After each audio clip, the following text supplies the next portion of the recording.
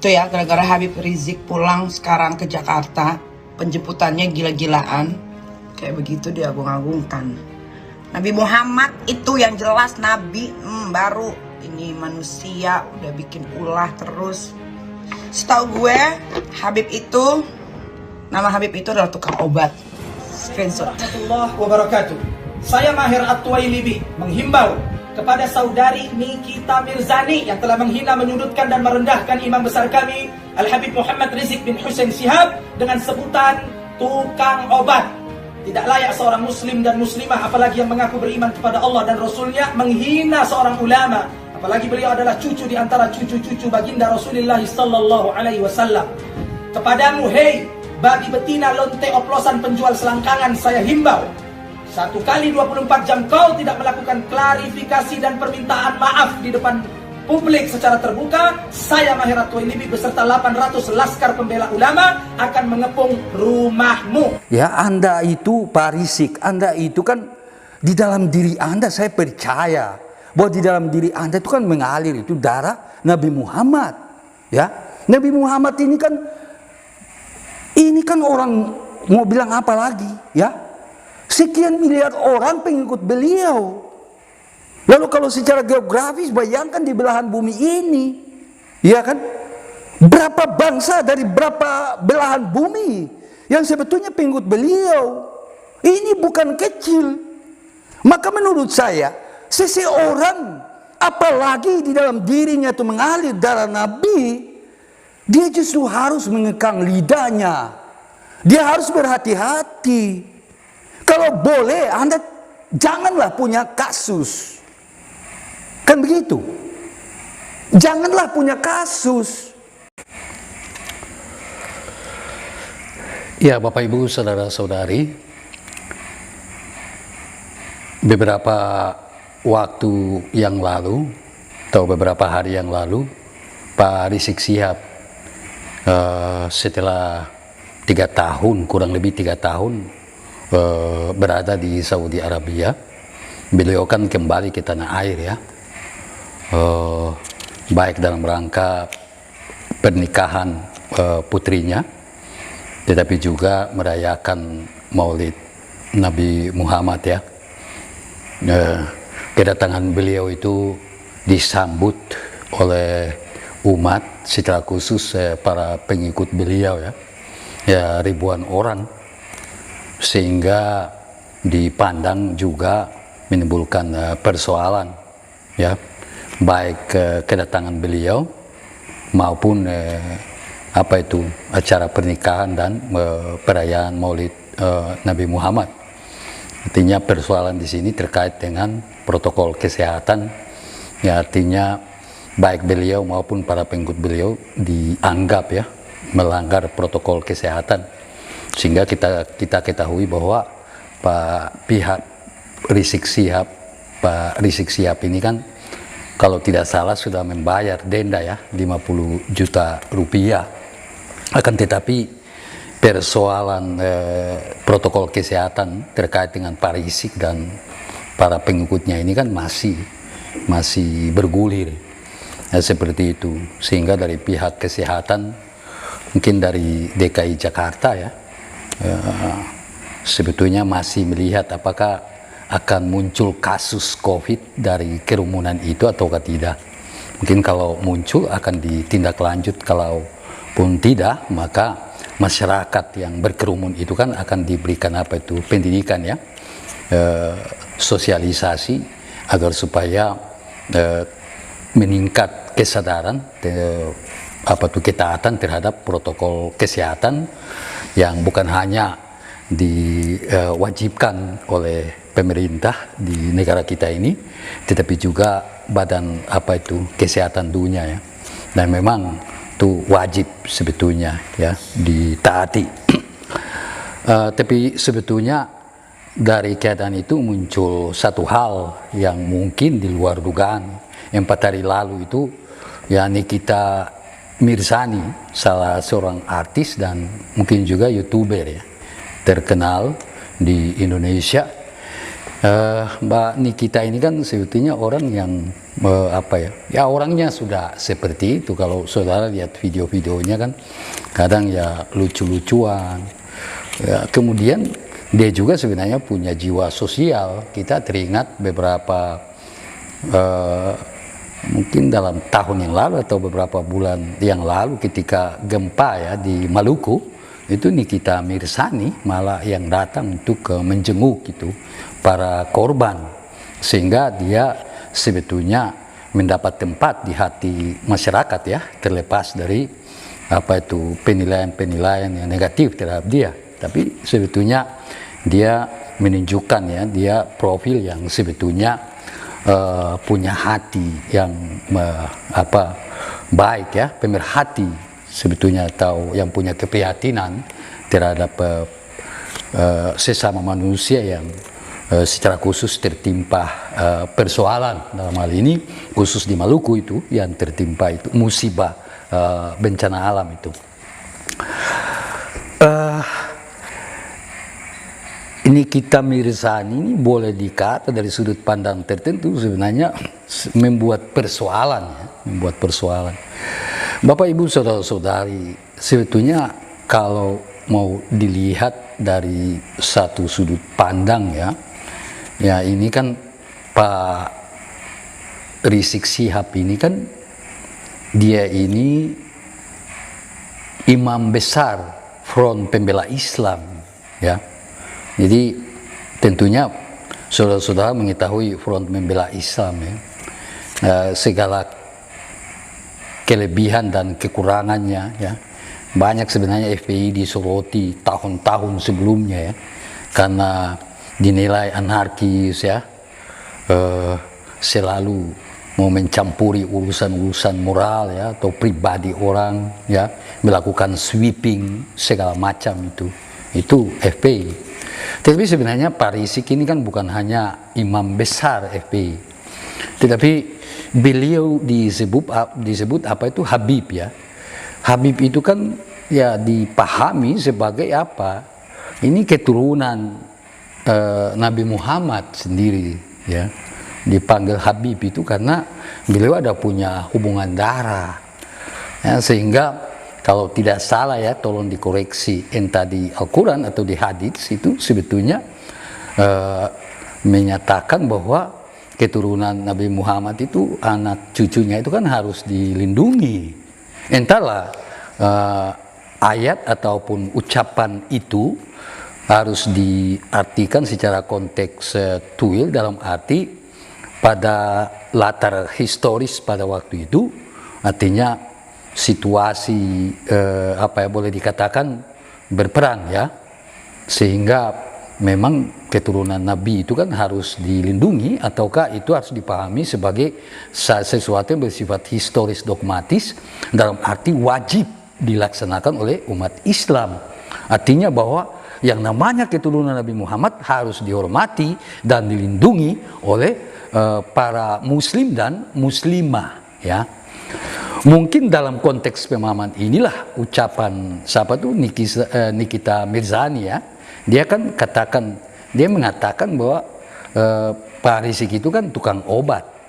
Nah ini tentunya memicu tanggapan bahkan sangat emosional, sehingga ada seorang ustadz itu secara terang-terangan ya, kalau saudara-saudara sendiri bisa menilai ya antara perkataan Nikita Mirzani bahwa Pak Rizik itu tukang obat dengan ucapan ini, ustadz ini yang membela Pak Rizik ya, dia sampai mengatakan ya, Nikita Mirzani itu kan babi betina, iya kan, lonte oplosan, penjual selangkangan. Jadi apakah ucapan Nikita Mirzani itu yang mengandung penghinaan kepada Rizik, ya kan? Ataukah ucapan Pak Ustadz yang tadi kepada Nikita Mirzani itu yang sebetulnya mengandung penghinaan, ya kan? Mana yang menghina sesungguhnya? Oke, Bapak Ibu, ini saya kira ini dalam konteks negara Kesatuan Republik Indonesia.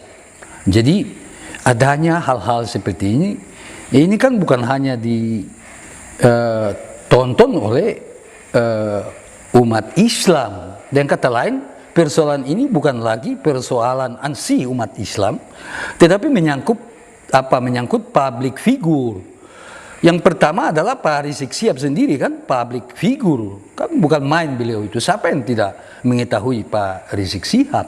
Tadi saya katakan, selain sebagai imam besar FPI, tetapi juga beliau adalah keturunan Nabi Muhammad. Entahlah keturunan yang keberapa kan? Apa masih cucu atau cicit? Mungkin sudah cicit karena sudah ribuan tahun lalu. Kan kalau dilihat dari Nabi Muhammad sampai ke Pak Rizik sebetulnya kan sudah ribuan tahun lalu, sehingga ini sudah cicit ya, sudah seperti itu. Siapa yang tidak kenal Pak Rizik Sihab? Beliau adalah public figure ya. Begitu juga Nikita Mirzani, ini public figure. Siapa juga yang tidak mengenal atau mengetahui Nikita Mirzani, ya kan? Tapi beberapa hal yang perlu kita lihat paling tidak sebagai satu refleksi ya dari keadaan ini. Yang pertama, saya mau melihat bahwa Nikita Mirzani pada akhirnya dia sebagai sosok simbol ya, sosok simbol perlawanan sebetulnya, perlawanan atau kita katakanlah semacam pejuang perempuan begitu ya. Dia tidak terikat pada satu kebiasaan yang selama ini secara sosiologis patronisme ya, terpaku pada figur tertentu ya kan, ya seperti itu, terpaku pada figur itu karena dia seorang lelaki. Tidak, ini keberanian Nikita Mirzani ini kan menunjukkan keberanian seorang perempuan, kan begitu. Lalu yang jadi sebetulnya dia kita bisa katakan bahwa satu perjuangan gender begitu, adanya kesetaraan antara perempuan dan laki-laki. Jadi perempuan tidak harus selalu diam ya, dia harus menanggapi sesuatu, apalagi misalnya itu sudah menyangkut keadaan yang sangat umum dan memang bisa dibicarakan oleh siapa saja, termasuk kaum perempuan. Yang kedua, kita melihat bahwa sebetulnya ini satu simbol ya, kalau kita mengacu pada ucapan itu seorang ustadz tadi yang mengatakan Nikita Mirzani itu babi betina, lonte oplosan, penjual selangkangan, iya kan? Sebetulnya menempatkan Nikita Mirzani itu sebagai satu keadaan profan, ya. Seorang perempuan yang dipandang rendah, begitu kan? Duniawi, berdosa, ya, profan, ya, sekuler. Semua kata-kata itu seolah-olah cocok untuk Nikita Mirzani. Di satu sisi Rizik Sihab ini sebagai imam besar FPI, tetapi juga di dalam dirinya mengalir darah Nabi Muhammad. Ini kan dipandang ya dari sudut pandang pengikutnya sebagai sosok suci, ya kan? Sosok yang kudus, sosok oleh karena kaitannya dengan Nabi Muhammad, maka dia adalah sosok surgawi begitu, iya kan? Kan kayak aneh juga ya, yang duniawi, yang tidak kudus, yang berdosa, ya, yang hina bisa menentang yang kudus, yang suci, yang surgawi itu, kan? Jadi dalam hal ini Nikita Mirzani menentang Rizik Sihab. Dan sekali lagi, Pak Rizik Sihab ini kita katakan dari sudut pandang pengikutnya adalah simbol ya kenabian itu sendiri, simbol surgawi, simbol kesucian, simbol kekudusan. Di sisi lain Nikita Mirzani adalah simbol ya duniawi, ya kan, profan, sekuler, berdosa, hina.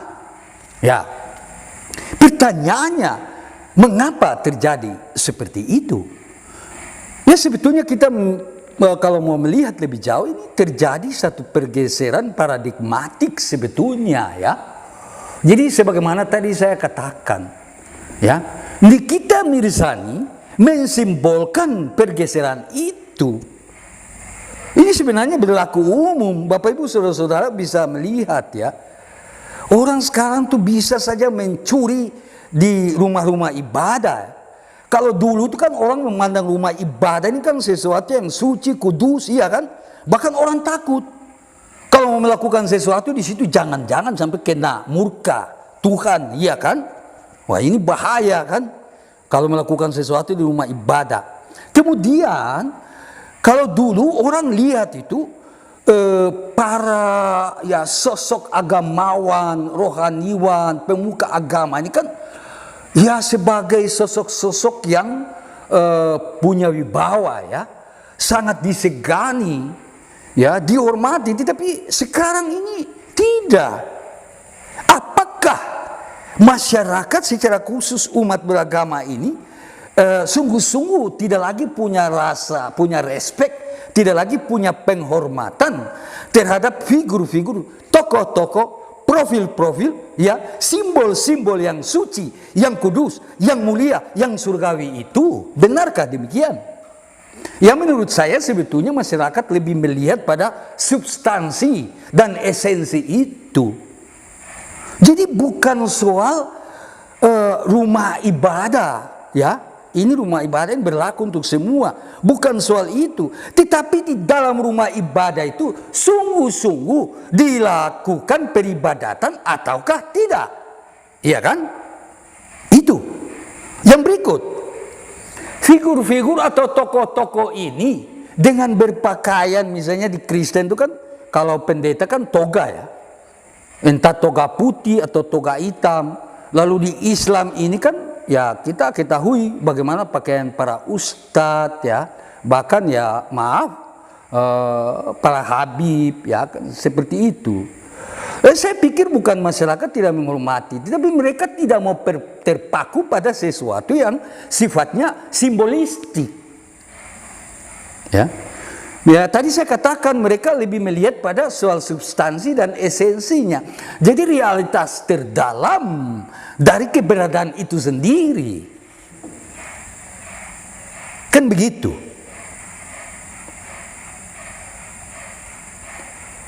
Jadi saya pikir tadi saya katakan Nikita Mirzani kan sebenarnya simbol ya dari itu perubahan tadi. Itu satu perubahan yang bukan main. Nah, di sini sebenarnya dia semacam gugahan atau semacam bahkan dorongan ya, agar supaya terjadi perubahan ya.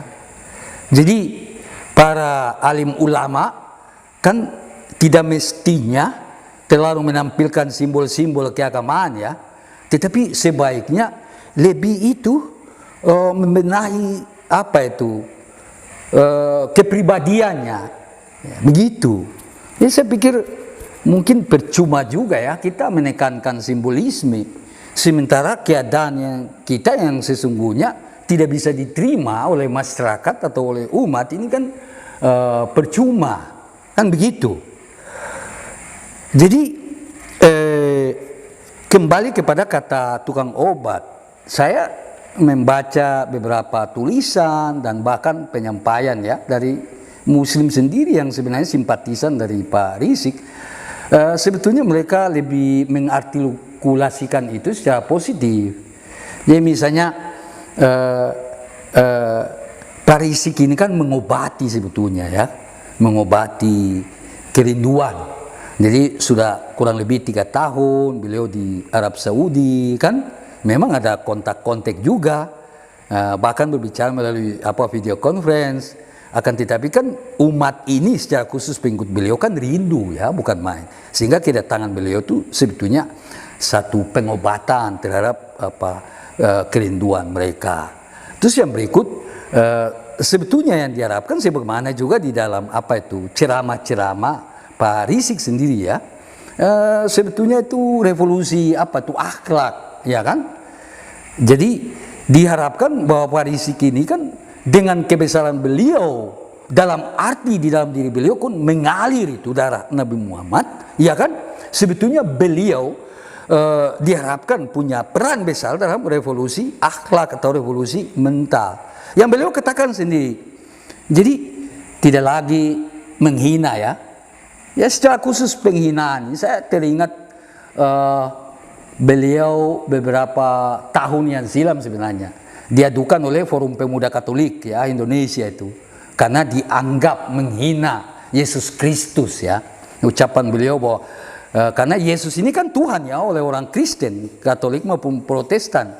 Lalu kalau beliau katakan bahwa kalau Tuhan itu beranak atau babysitternya siapa? Nah, ini kan sebetulnya kalau orang mau mengikuti emosi saja kan pasti dikatakan ini penghinaan. Jadi saya sebetulnya di sini mau sarankan apalagi ya Anda itu Pak Rizik, Anda itu kan di dalam diri Anda saya percaya bahwa di dalam diri Anda itu kan mengalir itu darah Nabi Muhammad. Ya, Nabi Muhammad ini kan orang mau bilang apa lagi ya? Sekian miliar orang pengikut beliau. Lalu kalau secara geografis bayangkan di belahan bumi ini, ya kan? Berapa bangsa dari berapa belahan bumi yang sebetulnya pengikut beliau. Ini bukan kecil. Maka menurut saya, seseorang apalagi di dalam dirinya itu mengalir darah Nabi, dia justru harus mengekang lidahnya. Dia harus berhati-hati. Kalau boleh, Anda janganlah punya kasus. Kan begitu? Janganlah punya kasus. Saya pernah bertanya pada sahabat-sahabat saya yang Muslim. Ya mereka mengatakan, ya soal keturunan Nabi kan mereka sangat menghormati. Tetapi kan dilihat juga dari kelakuan. Ya saya pikir lebih introspeksi diri lah. Saya sebetulnya sebagai warga negara Republik Indonesia, saya mengharapkan seorang Habib Rizik yang lebih kalem, lebih tenang, dan lebih mengajari umat secara khusus pengikutnya untuk hati-hati dalam berucap. Ya contoh tadi, menghina seorang perempuan ya, dikatakan babi betina, lonte oplosan, penjual selangkangan. Saya pikir Pak Habib perlu memberikan pendidikan ya kepada ustadz yang bersangkutan agar supaya jangan.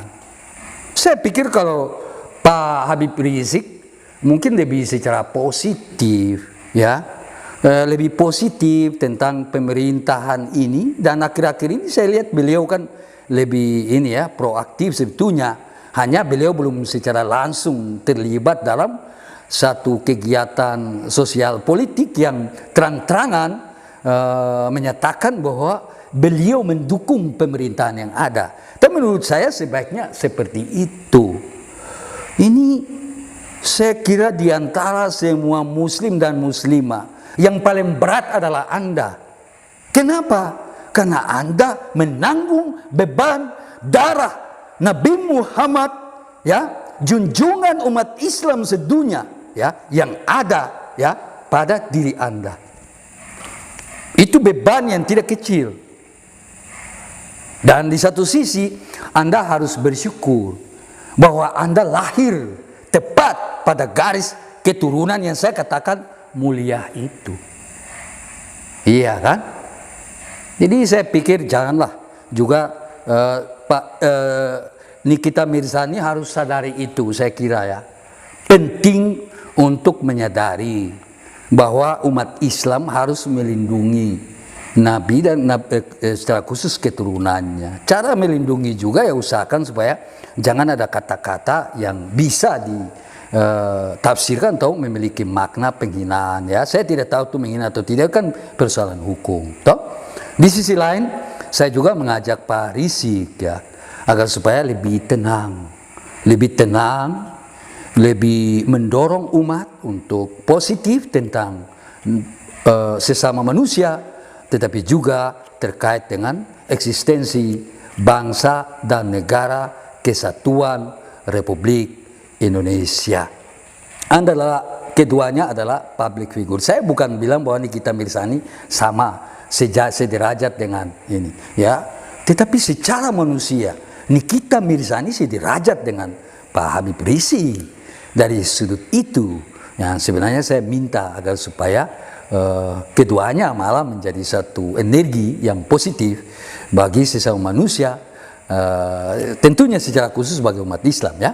Dan secara kesatuan, kembali lagi, secara keseluruhan maksudnya adalah negara kesatuan Republik Indonesia.